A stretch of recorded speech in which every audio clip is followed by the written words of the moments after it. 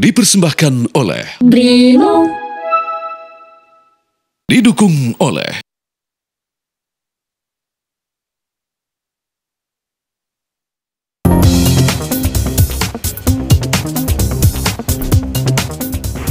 Antrean pemudik sepeda motor di Pelabuhan Ciwandan, Kota Cilegon, Banten terlihat padat lagi. Kepadatan biasanya terjadi karena pemudik sepeda motor menunggu kapal sandar atau menunggu giliran masuk bergantian dengan kendaraan lainnya, seperti truk logistik ukuran sedang. Waktu favorit pemudik sepeda motor untuk menyeberang ke Pulau Sumatera dari Pulau Jawa ini adalah pagi hari.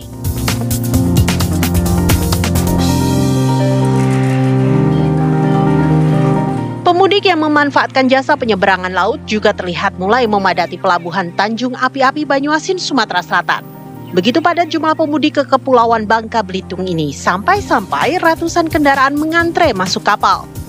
Para pemudik juga diminta tetap bersabar dan menaati urutan antrean. Pengguna moda transportasi udara terlihat memadati Bandara Soekarno-Hatta, Tangerang, Banten. Terhitung jumlah penumpang yang mudik menggunakan pesawat melonjak hingga 23% dibanding hari biasa. Pergerakan pesawat dari Bandara Suta mencapai 1.060 jadwal perjalanan. Untuk meratakan kepadatan penumpang, operasional Citylink harus dipindah ke Terminal 1B, sedangkan pesawat khusus umroh diberangkatkan dari Terminal 2F. Karena ada pergantian terminal, Polresta Bandara menyediakan kendaraan khusus untuk mengantar jemput calon penumpang yang tersesat agar tidak ketinggalan pesawat.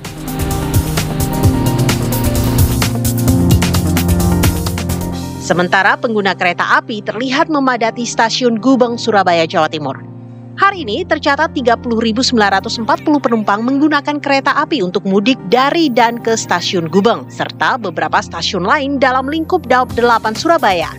Puncak arus mudik di stasiun Gubeng akan terjadi pada 28 Maret dengan melihat 25.362 tiket telah terjual.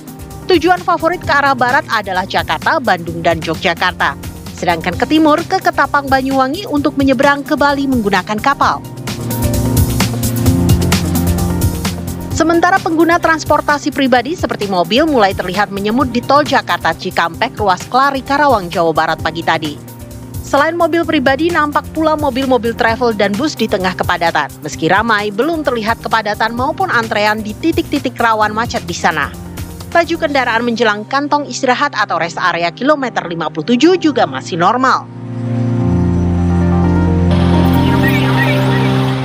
Meski di Karawang tidak terpantau ada antrean atau kemacetan, di jalur utara tol Trans Jawa, kemacetan terjadi pagi tadi di gerbang tol Pejagan Brebes, Jawa Tengah. Antrean terlihat mengular dari Simpang Susun hingga gerbang tol. Namun, antrean ini diakibatkan kesalahan manusia yang bikin repot pemudik lain. Banyak pemudik bahkan mobil travel yang biasa lalu lalang kehabisan saldo uang elektronik. Mereka rata-rata tidak mengantisipasi pengisian saldo uang elektronik sebelum masuk tol, sehingga ketika ingin mengisi uang saldo dan banyak mesin EDC di rest area sepanjang tol yang offline, para pengemudi tak bisa berbuat apa-apa. Selain masalah saldo, banyak pemudik tak tahu bahwa untuk keluar masuk tol harus menggunakan kartu uang elektronik yang sama. Akibatnya sensor gardu tol gagal mendeteksi pembayaran dan mengakibatkan error atau galat. Sementara pemudik sepeda motor menjelang siang tadi terlihat memadati jalur Pantura Cirebon, Jawa Barat. Arus lalu lintas pun terlihat tersendat sesekali di persimpangan lampu merah. Selain karena jumlah pemudik sepeda motor yang meningkat signifikan, durasi lampu merah yang cukup lama menyumbang pada kepadatan, seperti di persimpangan Pleret. Pemudik sepeda motor yang melintasi jalur Pantura diminta tidak lengah karena menjelang perbatasan dengan Brebes akan makin banyak kendaraan besar seperti truk yang melintas. Tim TV One mengabarkan.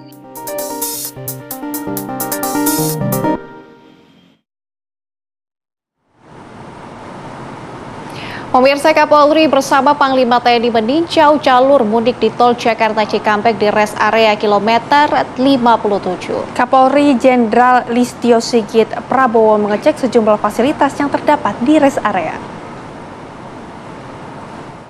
Hari ini kita bersama-sama melaksanakan pengecekan langsung di kilometer 57 yang merupakan salah satu rest area yang digunakan oleh masyarakat yang dilengkapi dengan berbagai macam fasilitas, dan ini tentunya perlu kita apresiasi karena lengkap, mulai dari tempat untuk berbuka puasa, kemudian tempat istirahat, kemudian juga ada berbagai macam fasilitas lain, ruang laktasi dan sebagainya, tempat ibadah, dan juga SPBU, dan juga ada pengisian SPKLU untuk mobil listrik. Jadi termasuk juga bengkel. Jadi ini mungkin juga kita harapkan di rest area yang lain juga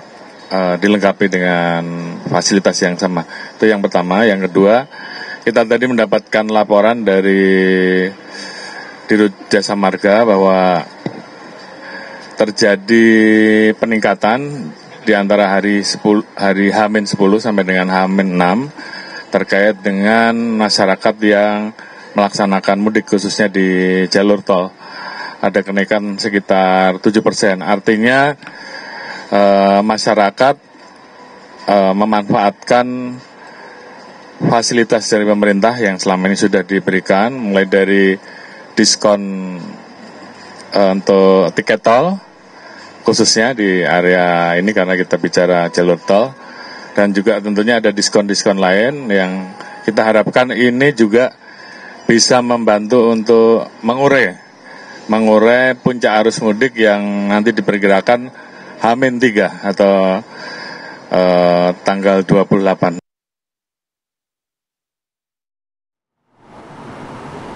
Lantas pemirsa, bagaimana pantauan arus mudik di Cirebon, Jawa Barat? Kita akan sapa rekan kami Rizka Salsabila yang sudah siap mengabarkan untuk Anda. Rizka, bagaimana volume kendaraan di sana? Apakah sudah mengalami peningkatan? Silakan dengan laporan Anda.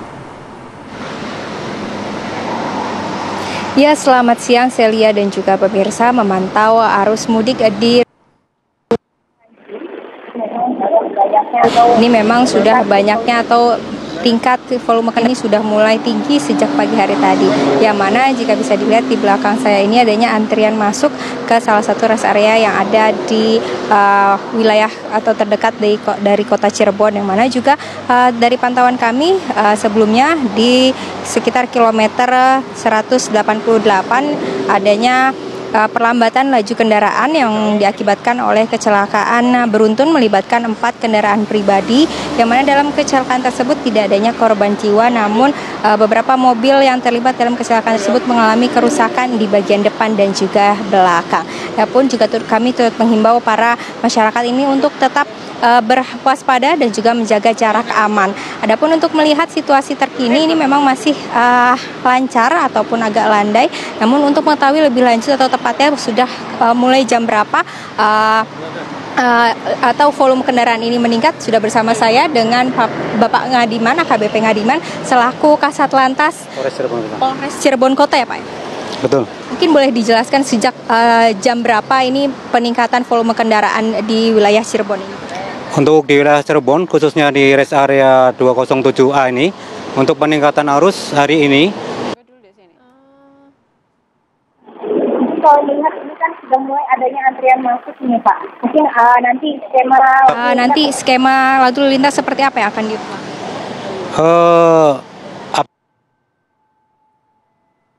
90% untuk di rest area. Untuk di rest area, kami akan laksanakan persiapan rest area sampai ke bahu jalan, mengganggu ataupun sampai ke lajur utama, akan saya laksanakan akan di 207A ini. Mungkin nanti untuk mereka yaitu kami kasih himbauan. Mereka yaitu kami pemudik kami laksanakan tutup rest area di 2. Kita menggunakan rest area berikutnya yaitu di KM 228. Mungkin kalau dari sini ada yang dialihkan juga mungkin Pak melewati atau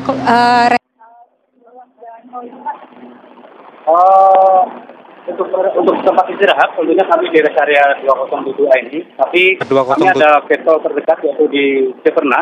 Apabila memang bisa memanfaatkan di keluar gate tol itu ada juga keluar gate tol di sana ada rest area alternatif untuk beristirahat. Mungkin kalau untuk beristirahat. Mendekati puncak arus mudik ini kan diperkirakan tanggal 27 sampai dengan 29. Mungkin antisipasi wilayah Cirebon ini. Untuk antisipasi mengatasi nanti puncak arus mudik, tentu laksanakan patroli rutin dan kami akan laksanakan tadi rekayasa apabila memang ada kepadatan baik itu di rest area maupun di jalur tol itu sendiri. Terima kasih Bapak, selamat kembali bekerja.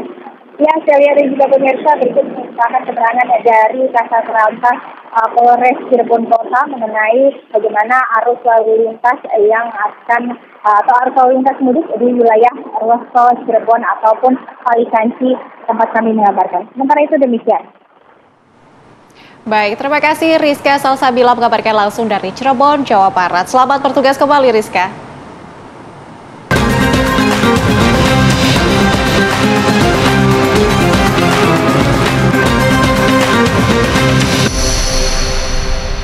Dipersembahkan oleh Brimo. Didukung oleh